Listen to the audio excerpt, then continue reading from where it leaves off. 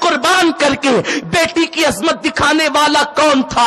اے خاتون جنت کی کنیزوں، اس لیے یاد رکھو بیٹی کو بوجھ نہ سمجھنا، بیٹی اللہ کی نعمت ہے۔ یہ بھی پتا چلا ہے کہ آج کل جب ماں کے شکم میں بیٹی آ جاتی ہے، سونوگرافی کے ذریعے سے یا کسی اور ذریعے سے ماں باپ معلوم کر لیتے ہیں کہ پیٹ کے اندر بیٹا ہے یا بیٹی، اور اس کے بعد اگر بیٹی ہوتی ہے تو اس بیٹی کو گرا دیا جاتا ہے۔ میرے پیارے آقا علیہ السلام کی کنیزوں، کیا تم تصور کرتی ہو جس بیٹی کو تم نے قتل کیا، جس بیٹی کو تم نے پیٹ سے گرا دیا، کہیں ایسا تو نہیں اگر بیٹے تمہیں دھوکہ دے دیتے تو یہی بیٹی تمہارا سہارا بن جاتی، یہی بیٹی ہاتھ پکڑ کر تمہارے بڑھاپے میں تمہاری مددگار بن جاتی۔ بیٹی کبھی رابعہ ہے، قوم کی بیٹی کبھی عائشہ ہے، بیٹی کبھی فاطمہ کی شکل میں ہے، بیٹی کبھی آمنہ کی شکل میں ہے، بیٹی کبھی ام سلمہ کی شکل میں ہے، بیٹی کبھی خدیجۃ الکبریٰ کی شکل میں ہے۔ یہ سب بیٹیاں ہی تو ہیں، کسی نہ کسی کی بیٹی ہی تو ہے۔ اس لیے بیٹی کو بوجھ تصور مت کرو، بیٹی کو اللہ کی نعمت تصور کرو۔ اور اگر بیٹیاں پیدا بھی ہو جائیں تو ان کے ساتھ کیا سلوک کیا جاتا ہے؟ اگر کوئی تحفہ لاتے ہیں تو بیٹوں کے لیے قیمتی اور بیٹی کے لیے بڑا ہلکا تحفہ، اور اس کے بعد لانے کے بعد سب سے پہلے بیٹے کو دیتے ہیں، بیٹیوں کو نہیں دیتے۔ لیکن آؤ میرے آقا مصطفیٰ کریم رؤوف الرحیم صلی اللہ علیہ وسلم کا فرمان سنو۔ میرے رسول فرماتے ہیں اگر تمہارے گھر میں 3 عدد بیٹی ہو اور 1 ہی عدد بیٹا ہو، اب پتا چلا کہ بیٹا 1 ہوگا اور بیٹیاں 3 ہوگی تو ماں باپ کو زیادہ پیار بیٹے سے ہوگا، اس لیے کہ بیٹا ایک لوتا ہے۔ لیکن قربان جائے میرے آقا مصطفیٰ جان رحمت پر، میرے سرکار کریم نواز پر، آقا کریم فرماتے ہیں اگر تمہارے گھر میں 1 عدد بیٹا ہو اور 3 عدد بیٹیاں ہو اور تم سفر سے واپس آؤ اور کوئی تحفہ لے کر کے آؤ تو پہلے بیٹے کو مت دینا، پہلے بیٹیوں کو دینا۔ میرے آقا فرماتے ہیں بیٹیوں کا دل اتنا نازک ہوتا ہے، اگر کسی نے بیٹی کا دل دکھایا تو گویا اس نے مصطفیٰ جان رحمت کا دل دکھایا۔ میرے پیارے آقا صلی اللہ تعالی علیہ وسلم کی کنیزوں، میں تم سے پوچھنا چاہتا ہوں، آقا کریم رؤوف الرحیم صلی اللہ تعالی علیہ وسلم سفر سے واپس آنے کے بعد پہلے تحفہ بیٹی کو دینے کی بات کرتے ہیں اور فرماتے ہیں اگر کسی نے بیٹی کا دل دکھایا گویا اس نے اپنے نبی کا دل دکھایا۔ اسی لیے تو میرے آقا جب کبھی سفر پر جاتے تو آخری میں سیدہ فاطمہ سے ملاقات کرتے، اور جب سفر سے واپس تشریف لاتے تو سب سے پہلے میرے آقا سیدہ فاطمہ کے گھر آتے۔ آقا کریم صلی اللہ علیہ وسلم نے بیٹیوں کی عظمت کو اتنا بلند کیا، اب یہی بیٹی اگر جوانی کی دہلیز پر پہنچتی ہے تو آقا کریم صلی اللہ علیہ وسلم ان بیٹیوں کو کتنا بلند کر دیتے ہیں، ہمیں پابند کرتے ہیں جب تک اپنی بیٹی کی اجازت نہ لو اس وقت تک کہ ان کا رشتہ نہ کرنا، ان کے نکاح کے بارے میں خود طے نہ کرنا۔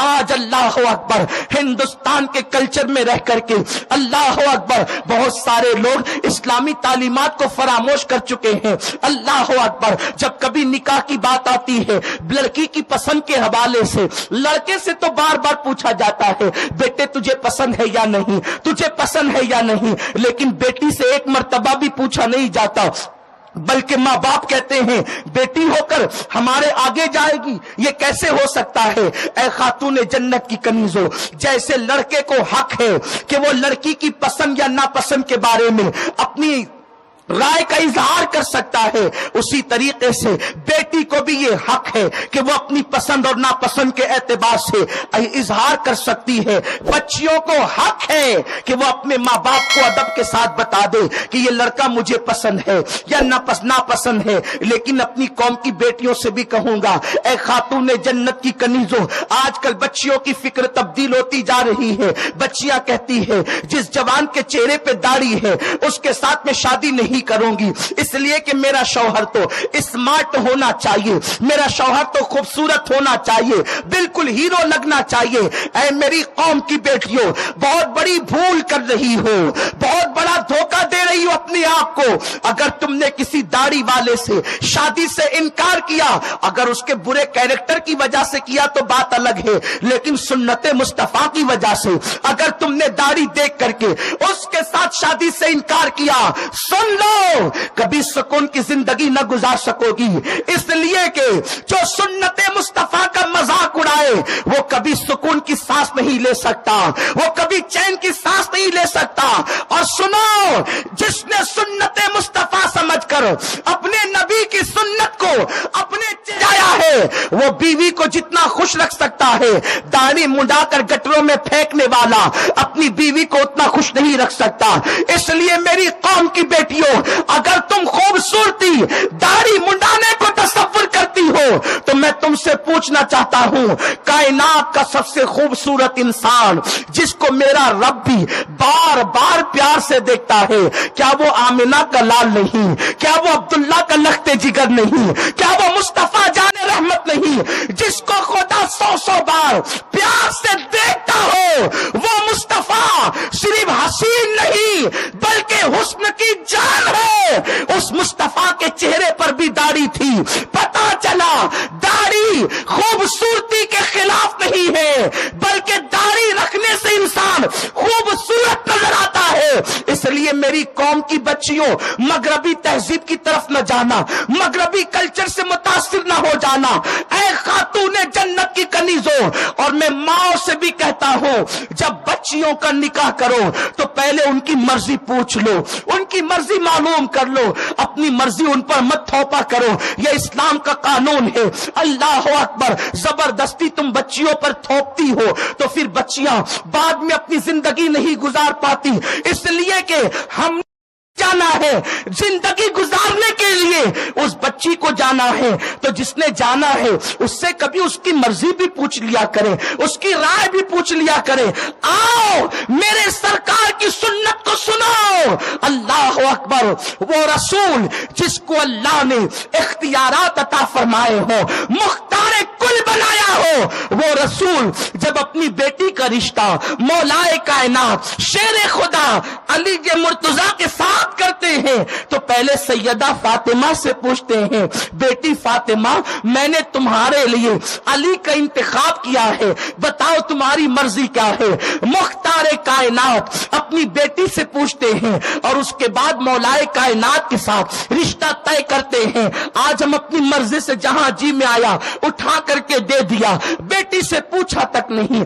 اس کے بعد بچی پر معاذ اللہ ظلم پر ظلم ہوتا ہے۔ اتنا ہی نہیں، بعض گھرانوں کا حال یہ ہے، ابھی بلبل باغ مدینہ نے بھی اس کا تذکرہ کیا، مفتی صاحب کے پاس بھی سوال آیا کہ بچیاں منگنی کے بعد اپنے منگیتر سے گفتگو کر سکتی ہے یا نہیں۔ آج جو طلاق کثرت کے ساتھ ہو رہی ہے اس کی ایک وجہ یہ بھی ہے، منگنی کے بعد اپنے منگیتر سے فون پہ گفتگو کرنا، پارکوں میں اس کے ساتھ گھومنا، اس کے ساتھ بائک پر گھومنا، یہ اسلامی کلچر نہیں ہے۔ میں ایک حدیث سے پاک پڑھوں گا، اس کے بعد اپنی گفتگو کی طرف آگے بڑھوں گا۔